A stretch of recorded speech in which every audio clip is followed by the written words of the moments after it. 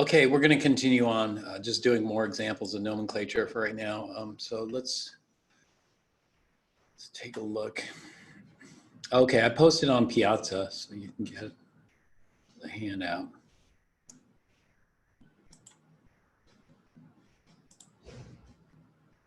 From there.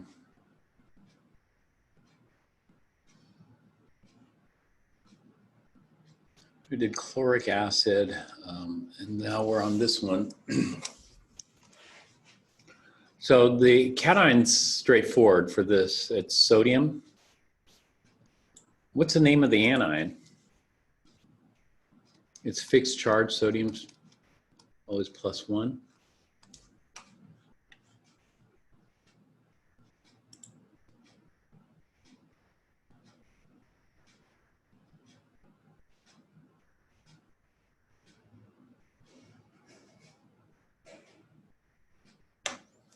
Okay, so what's the name of HCO3 minus? Hydrogen carbonate. So this is sodium, and then hydrogen would be the second word, and then carbonate. So three words in this name. Sodium, hydrogen, carbonate. Or we can combine these last two. If we combine the last two, what would you call it? Not per. Percarbonate would be an extra oxygen. Yeah, bi means we have a hydrogen. And so bicarbonate. And so sodium bicarbonate. Sodium bicarbonate is given another name. Sodium bicarbonate is also called baking soda, or baking soda or baking powder, baking soda. And so this is baking soda. Okay. And then again, we have sodium here. And then we have NO2 minus. Well, we got to look. Okay, boron, carbon, nitrogen. Those are 3 oxygens, and so NO3 would be a nitrate. And therefore, this is 1 less oxygen, and we would call it, yeah, no worries, Karen, don't worry. Sodium, what would we call it? NO2 minus. Well, we'd have to know what nitrate is. We always anchor ourselves with the 8s and then figure that out. Well, it's 1 less oxygen. Nitrous would be the name for the acid. And so nitrite is the name for the anion. So this is sodium nitrite. Sodium nitrite. Here. Okay, there are 2 ways of naming this one here. We could name this as an ionic compound, or we can name this as a binary molecular compound. As an ionic compound, this is actually phosphorus 5 oxide, phosphorus Roman numeral 5 oxide, because phosphorus would have to be +5 in this case, but we aren't going to name it that way. This is a 2-element compound of nonmetals. So we're going to call it di for 2, diphosphorus. This is the example I think I used earlier, diphosphorus.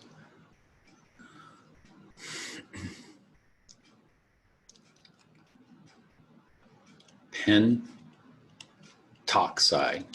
It should be pentaoxide, but we drop the A and just call it pentoxide. Diphosphorus pentoxide. This one's a binary 2-element molecular compound made up of all nonmetals. And so what would CO be called?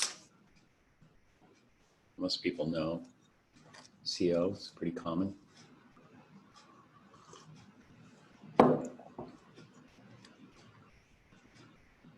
Yeah, carbon monoxide. Carbon monoxide. We should call it monooxide, but we just drop one of the vowels and just call it monoxide. Monoxide, like pentoxide. Pentaoxide or pentoxide. Monooxide or monoxide. Monoxide is the way we call it. This is another binary molecular compound. Molecular being nonmetal. Sulfur is nonmetal. Oxygen is nonmetal. You know, when we have a metal, you know, and a nonmetal, that's an ionic compound, typically. And so this one is going to be called, we don't say monocarbon monoxide, we just say carbon monoxide. We don't say monosulfur. Here we have to say diphosphorus because they're two. If we just said phosphorus, it's confusing. And so this one's going to be sulfur. And then how many oxides? Well, how many oxygens? Trioxide. Tri for 3. Sulfur trioxide. And this is a gas. I said carbon trioxide doesn't exist. Carbon trioxide doesn't exist, but sulfur trioxide does exist.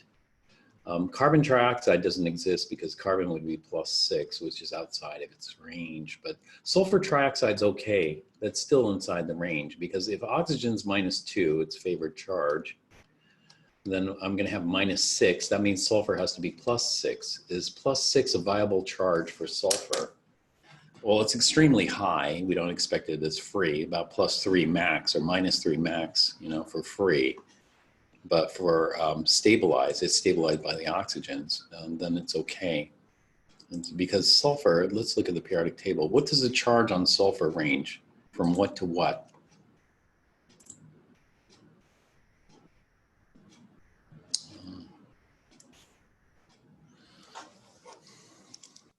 Sulfur is here.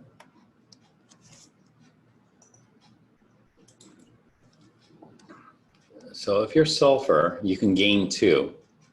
Gain 1, you're here. Gain 2, you're here at argon. That's good. So sulfur is going to be -2, gains 2, or it could lose 1, 2, 3, 4, 5, 6, or it could lose 6. So sulfur varies from -2 to +6. Yeah. -2 to +6. So sulfur trioxide's okay. Carbon trioxide's not okay, you know, because it's within the range. Versus outside that range.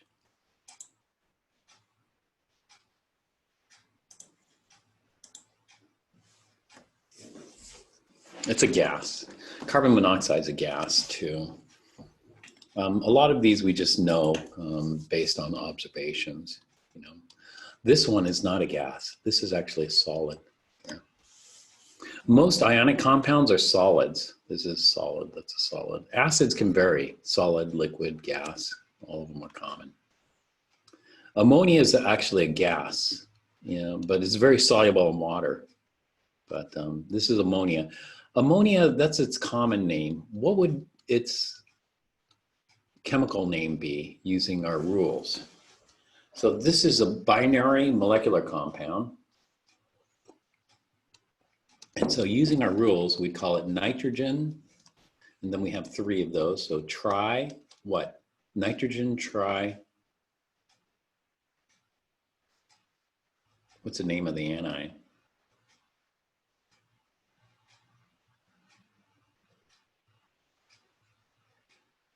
Yeah, trihydride. That's correct. Nitrogen trihydride. I was looking in a chemical catalog for ammonia. I couldn't find ammonia. I was very surprised. Why is there no ammonia in this chemical catalog? Because they didn't call it ammonia. Do you know what they called it in the catalog? They called it nitrogen trihydride. AKA, if you name this as an ionic compound, you know, hydride's -1. That means nitrogen must be plus what in order to equal 0? So this is -3, -3, it's got to be +3. It must be +3. So AKA nitrogen, Roman numeral 3, because, you know, it's variable. The charge on nitrogen varies from -3 to +5. So this is in that range of -3 to +5. So this is nitrogen 3 hydride. Nitrogen 3 hydride. Let's see let's see what the Fisher chemical catalog calls it. I'm just kind of curious.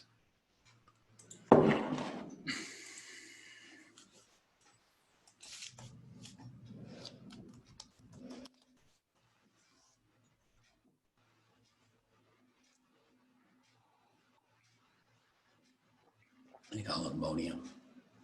Let's see if Fisher has nitrogen trihydride in here. So I'm going to call it nitrogen, actually not nitrogen trihydride, I'm going to call it nitrogen 3 hydride. Let's see if ammonia pops up.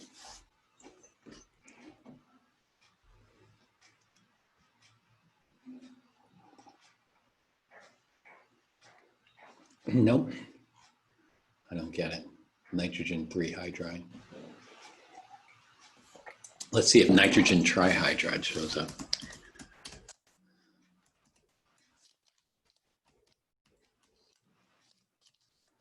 Oops, I misspelled it. Let's see if it'll fix it. Yeah.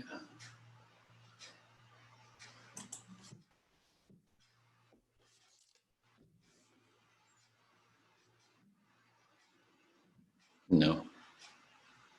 Well, Fisher is an American company, and you look at a European catalog, it could be different. So, or at least, I think it's an American company. Anyway, let's go on here. It's ammonia. You should know the name ammonia, NH3. How about this one, SiO2? What do you call that? Name that. Well, silicon's tricky. Is silicon a metal or a non-metal? So let's look at the periodic table here. Is silicon a metal or a non-metal? And the reason it's tricky is because there's a zigzag line here. It's hard to see. Let me show you a different periodic table.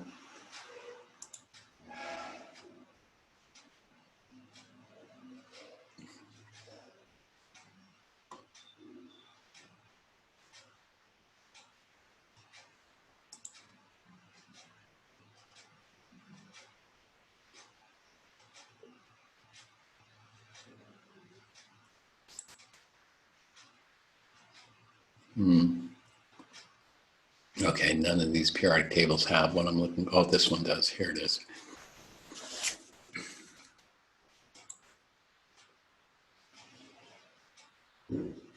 Wow, it's expensive periodic table. $529. It's okay. I don't want to spend that much money. Do you see this zig? Oh, maybe I can enlarge it. Will it enlarge? Do you see the zigzag line? The zigzag line is a boundary between metals on the left and non-metals on the right. So all these yellow elements are metals. All these purple elements are non-metals. But what about these green ones? These green ones are borderline between metal and a non-metal. So for example, aluminum is considered metal, but silicon is considered what we call a metalloid or a semi-metal. Metalloids and semi-metals are a cross between a metal and a non-metal. And so silicon, oops, here, try that one more time. Silicon is a metalloid.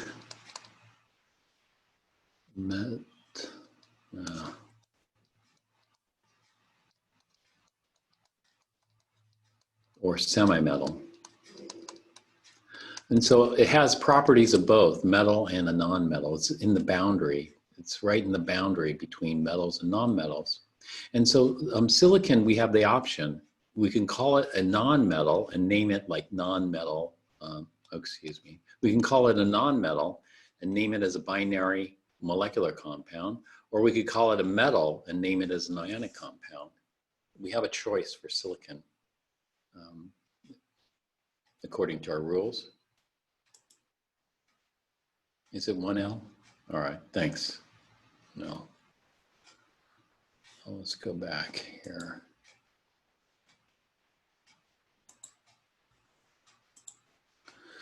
All right, so silicon, there are two names that are common for this. If we call silicon a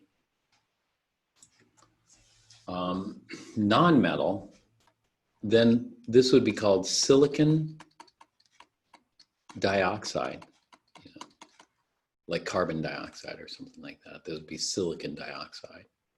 However, if we call it a metal, then we got to get the charge. So oxide's -2. We got 2 of those, so this is going to be +4. If it's +4, then we're going to call it silicon 4, Roman numeral, oxide. And so there are two names that are acceptable for this, silicon dioxide or silicon 4 oxide. Either one's okay, since it's right in the middle.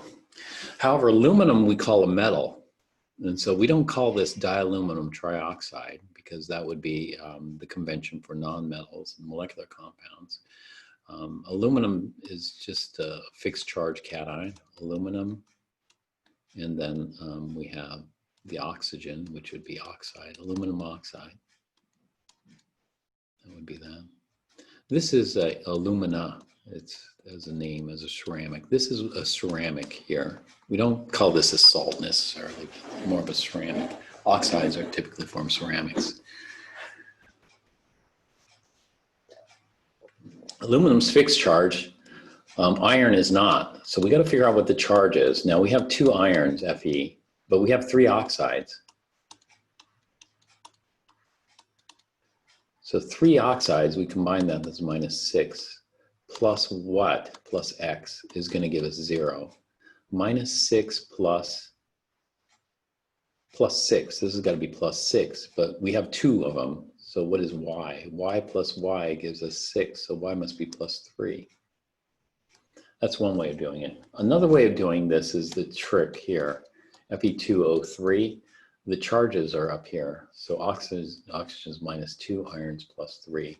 So this is another trick one can use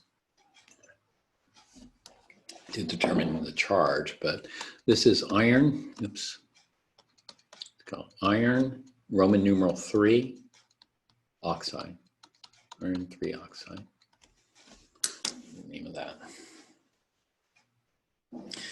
Okay, is silicon dioxide the non-metal ionic bond and silicon 4 oxide the metallic covalent bond? No, silicon dioxide would be the covalent. And silicon 4 oxide, this would be ionic. This is the covalent naming system. This is the ionic naming system here. But it's in between those two.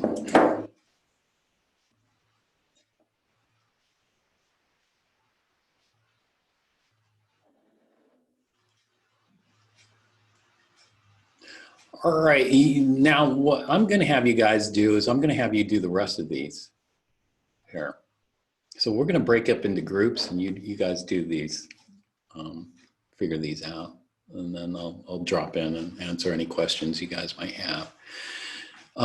If you have a group preference, let me know. I can set up the groups. If you have some people you'd like to join with, that's good. If not, then we'll just place you into random groups. And so let me know. Pause the recording here.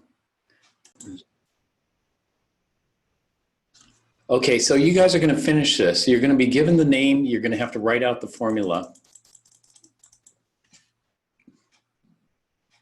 This will be the next, actually, we haven't finished quiz 4 yet, but this will be quiz 5.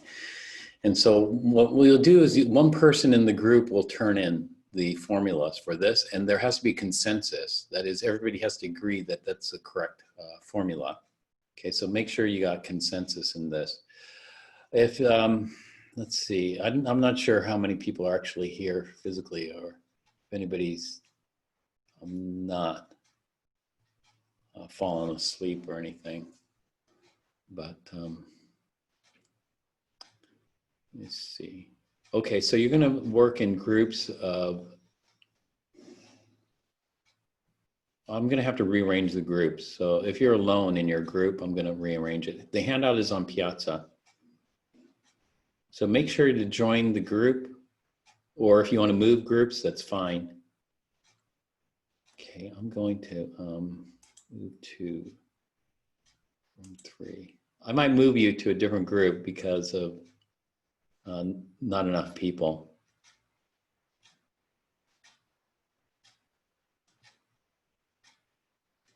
Okay.